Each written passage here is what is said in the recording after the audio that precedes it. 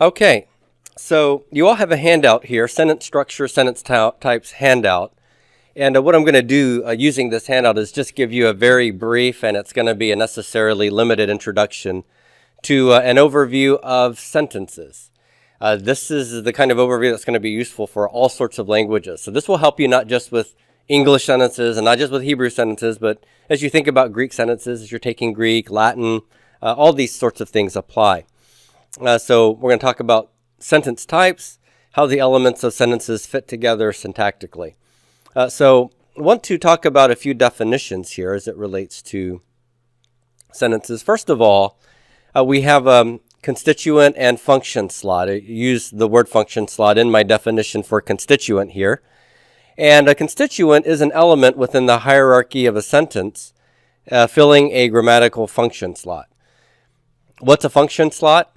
Those are the various grammatical ways that a noun or a verb can function in a sentence. And when I say noun, I don't mean just strictly speaking nouns, but I also mean things that I like to call nominals. A nominal is anything that can function like a noun. So we also have the word substantive or substantival, like a noun, an adjective can be a substantival adjective. That means it functions like a noun. A participle is a substantival participle if it functions like a noun. And so anything that's a noun or is noun-like, I will refer to as a nominal. Okay? So if we take these sentences here in our handout, we have boy meets girl and Jeremiah wows us. And the words boy and Jeremiah in their respective sentences are each filling the same function slot, and that's the subject slot. Girl and us is filling the same function slot. They are the direct objects in these sentences. And then meets and wows are both filling the same function slot, and they are the verbs. Okay?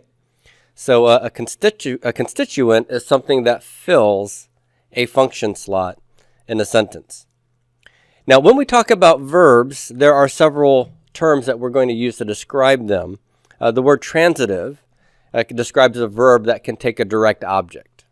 So what sorts of verbs can you think of that are transitive that would normally require or take a direct object? Give me a couple. Punch. Hit. Yes, I heard hit and I heard punch. Somebody's having a bad day. Maybe a bad life. No, I'm just kidding. Good. Now, intransitive is basically the opposite. It's the characteristic of verbs indicating that they cannot take a direct object. So we have two sentences here. Jack killed the giant, and the giant died. Okay? This could be a cause and effect thing. I don't know. But the verb killed here in the first one is a transitive verb. It takes a direct object. The verb died in the giant died cannot take a direct object, and so we would describe that verb as intransitive. So try to add a direct object to died. The giant died a beanstalk. That doesn't work unless the word die is the other verb dye, to dye something a color. But here we are using the verb that means to pass out of life. Now, some verbs can be usually one transitivity, but occur in a different one. So, for example, and this is a debatable issue, but with the verb to eat, we typically think of eat as a transitive verb. I ate macaroni and cheese. I ate a bear. Okay? So here we have a direct object. But sometimes people will ask the question, have you eaten yet? And there's no direct object there. And there really isn't any specific direct object that the questioner is asking. They just want to know, are you full? Like, do you want something to eat, or have you already engaged in that activity before you came here? There'll be others who say, well, that's a verb that even when it's used intransitively, it's really not intransitive because there is this, presupposed direct object. But take a verb like to run. When you think of the verb to run, that's normally what? Transitive or intransitive? Intransitive. They ran at 6 o'clock yesterday. Right? No direct object, just a time is specified there. But can you use that intransitive verb in a transitive way? Yeah, like in what type of a sentence? What's that? Yeah, I ran a store. I ran a business. Or I ran a race. Those are all situations where I have a direct object with a verb that usually is intransitive. So my point being, many of our verbs fall into one or the other category, and then some of our verbs could be used in the other way than what we normally think of them. When they are used that way, they'll usually have some slightly different semantics to them. Okay? All right. Now, linking verbs are another set of verbs. They're neither transitive nor intransitive. We might describe these verbs with other terms like copular verbs, copula, copulative. But what these verbs do is they predicate or assert something about the subject, whether it be the identity of the subject, a quality of the subject, a classification of the subject, or a location of a subject. So just as an example, if I wanted to indicate the identity of a subject, I might say something like, Luke, I am your father. Okay?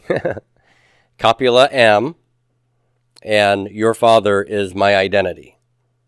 What about quality? Darth Vader, you are wicked. Okay? Wicked would be a quality I'm asserting. Classification, you are a machine. Darth Vader, machine would be what you're classified as.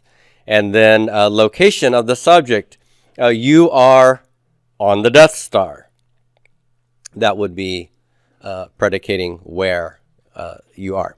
So those are all examples of using a linking verb or a copular verb to assert something or predicate something about the subject. The most common linking verb in English is the verb to be. So in all the attendant forms of to be. Carl is quirky. Bess was a cow. By the way, when I say Carl is quirky, I'm asserting which of these four things about Carl? Quality. That's right. That is quality. Bess was a cow. That's asserting Bess is what? Classification. Right? Bess is a cow, not a man or a woman. All right. How many other verbs are linking verbs? How many other verbs are linking verbs and serve to predicate something about the subject? And these usually involve verbs of perception. So things like to be, to appear, to seem, to become, to look, to sound.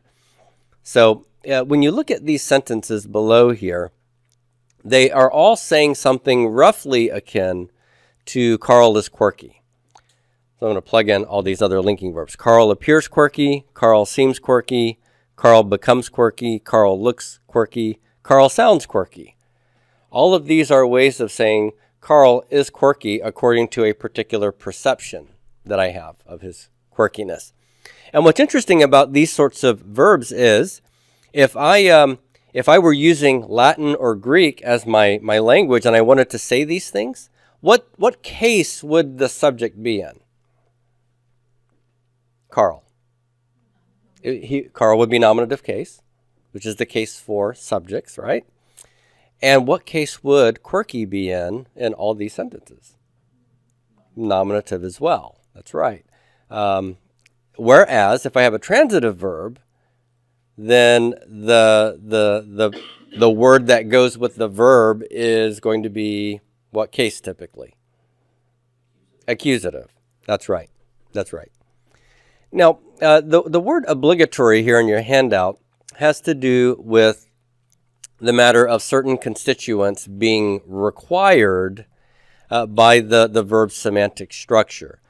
In linguistics, constituents can be obligatory, required in the grammar, given the verb's semantic structure.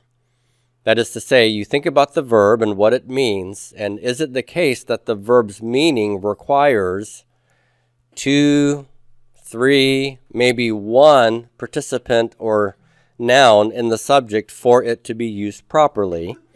If it is, if there are obligatory constituents, then that that thing is called a complement.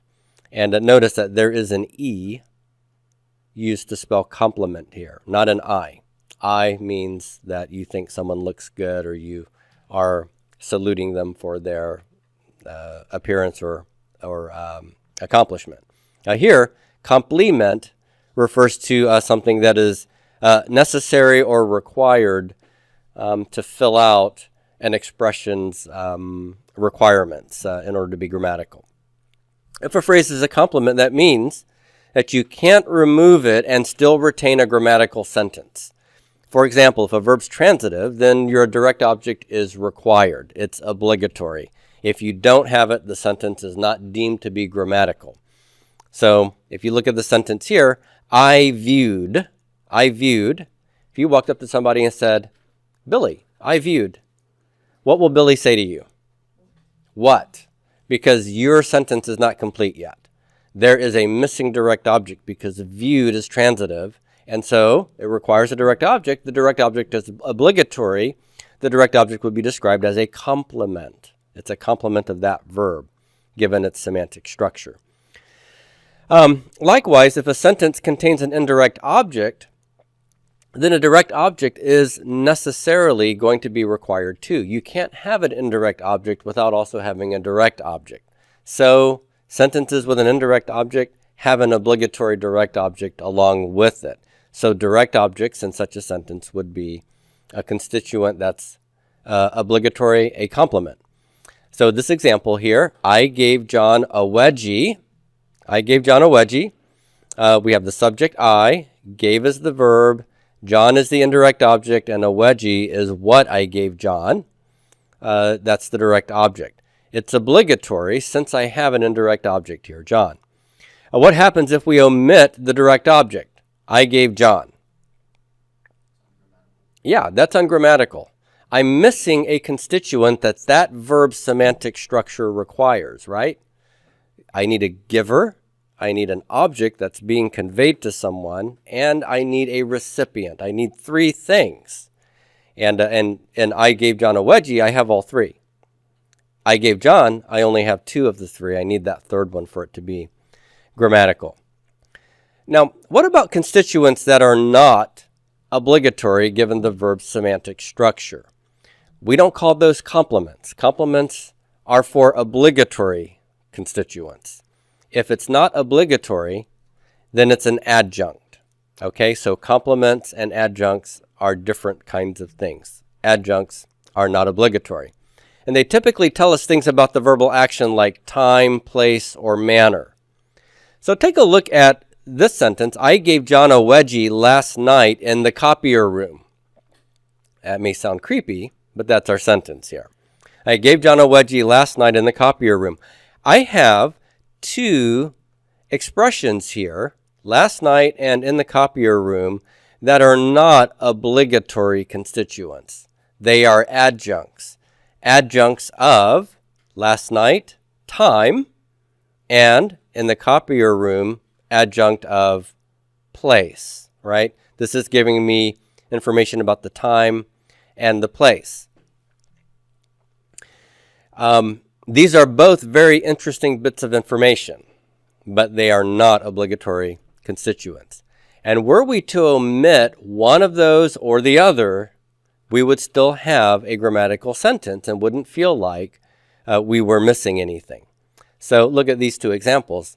I could omit the adjunct of time. I gave John a wedgie in the copier room. I could omit the adjunct of place and leave the adjunct of time. I gave John a wedgie last night. Are those both grammatical sentences? Do you feel like you're missing anything essential for that sentence to be grammatical? Nope. Neither case, right? And then I could omit both. I gave John a wedgie. Period. End of story. Aside from the lawsuit that's coming. Now, this goes to show you that these phrases, last night and in the copier room, are not obligatory. They're not essential. They're not essential given the verb's semantic structure. The verb, due to its semantic nature, doesn't require a place or time with it. It just requires semantically a doer an object, and a recipient, you see. All right. Well, let's talk about phrases. Phrases here, sentence constituents can be individual words. They can also be larger units like phrases and even whole clauses. So if we take this sentence, John stole a kiss, I have a subject that's being filled by one word. Okay, the subject slot is filled by an individual noun, John.